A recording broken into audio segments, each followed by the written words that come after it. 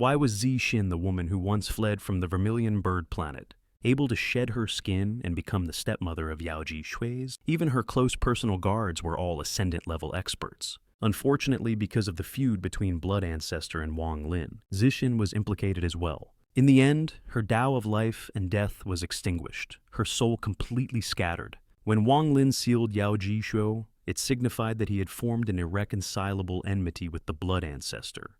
It must be known that the Blood Ancestor's temperament was extremely cruel and cold-blooded, yet he doted on his daughter Yao Ji Shui above all else. Thus later in the Thunder Immortal Realm instance, Wang Lin and the Blood Ancestor met once again. Although Wang Lin intended to release Yao Ji Shui to dissolve their grudge, the Blood Ancestor, heartbroken over his daughter's centuries of imprisonment, insisted that only by killing Wang Lin could his rage be quelled.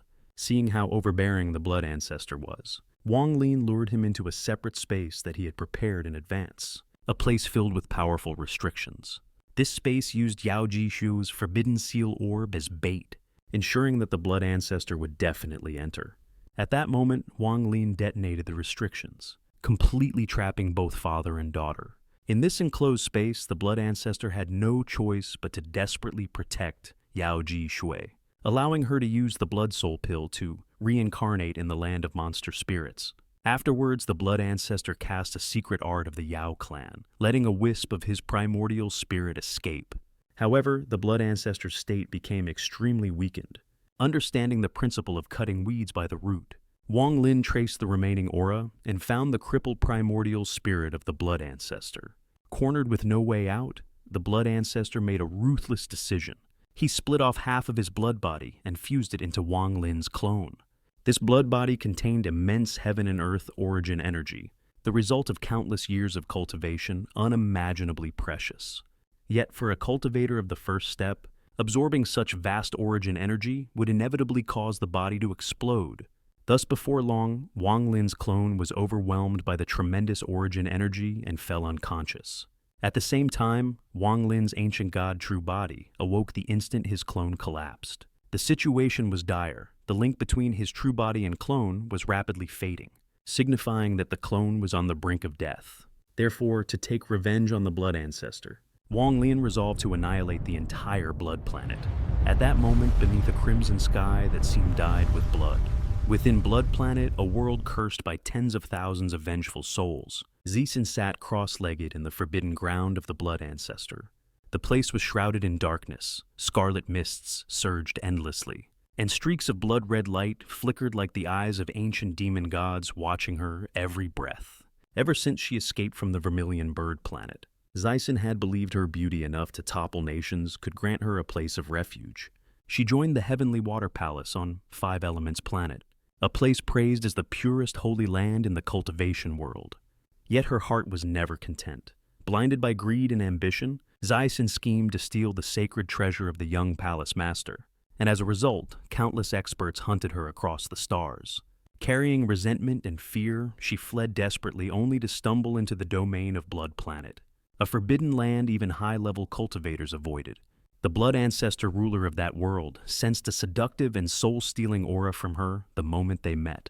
He sneered coldly, waved his hand, and turned all the pursuers from Heavenly Water Palace into ashes. Then he crowned Zesh Shin as the mistress of Blood Planet, commanding thousands of blood slaves to kneel and worship her. These blood slaves were once cultivators captured from countless other worlds. Their primordial spirits were branded with slave seals, their life and death entirely controlled by the Blood Ancestor. In this lifetime, they could only serve, never resist. But recently, Blood Planet had begun to tremble with unrest. Explosions echoed through the blood-colored sky. Blood slaves burst apart one after another, dying in clouds of scarlet mist.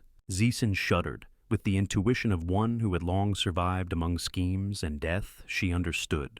Only when the Blood Ancestor himself was in peril could the bonds controlling his slaves begin to break. She remembered clearly not long ago, the Blood Ancestor had returned from the land of monster spirits. His expression had been haggard and dark, as though he carried a curse from the chaotic abyss. Then he vanished silently once more, and none knew where he went. From that day on, Blood Planet became like a colossal corpse waiting for the day it would decay. Those blood slaves of the second step cultivation realm already knew what it meant their master was nearing death. They would rather die on their home planets than remain eternal puppets. Thus, groups of blood slaves left Blood Planet, their eyes gleaming with both hatred and release. At that very moment, the heavens shattered. A colossal figure like an ancient god descended from the void with a roar. Wang Lin, the one whose name made countless realms tremble. With just one glance, he understood everything. Those blood slaves were not villains, but victims bound by the blood ancestor's control. Wang Lin did not stop them. He simply watched silently as they departed. Then his cold gaze turned toward Blood Planet, the infernal prison of countless beings. A thunderous roar shook the heavens as Wang Lin's ancient god body reached out, seizing countless meteors around him and hurled them toward Blood Planet. The massive stones infused with divine might rained down like a meteor storm, shattering the planet's protective array, crushing mountains, and shaking the very world itself. The screams of souls echoed across the void. Within the forbidden ground, Zesh Shin witnessed the collapse of Blood Planet without fear. Instead, a blaze of ambition lit her eyes. She knew that the Blood Pavilion, the Blood Ancestor's most precious treasure, had been left behind this time. The Blood Pavilion contained ancient bloodline power, the very key to immortality. "My chance has come," she whispered, lips curving into a bewitching smile. But as Zesh Shin stepped into the Blood Pavilion, that smile froze. Her blood began to boil, her flesh decayed, and her primordial spirit melted into blue mist, devoured entirely by the Blood Pavilion. Her scream echoed through eternity, sorrowful yet breathtaking, like the final song of a poisonous flower in bloom.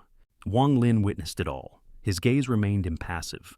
After destroying Blood Planet, he raised his hand, collected the Blood Pavilion into his sleeve, and left behind him only ashes and void remained. Years later, when Wang Lin had reached the pinnacle of cultivation, he accidentally discovered the Three Lives Art, a legendary secret technique that required 3 sacrificial altars of the Feng extinction clan. The Blood Pavilion from those years turned out to be one of those altars. Within it, a fragment of Zesh Shin's soul still lingered. Yet Wang Lin did not destroy her. Instead, he used his divine power to send that remnant soul into reincarnation, allowing her to be reborn once more. Perhaps it was compassion, the mercy of one who stood atop the mortal world. Or perhaps he simply wished to sever the past, letting old grudges fade away with the flow of time. This in a beautiful flower that bloomed from blood, lived by deceit, and died by greed. Wang Lin, the man who walked through countless life and death tribulations, yet still retained a trace of his humanity. If you loved this video, join the family, hit subscribe, and ring the bell so you never miss out on our next adventure.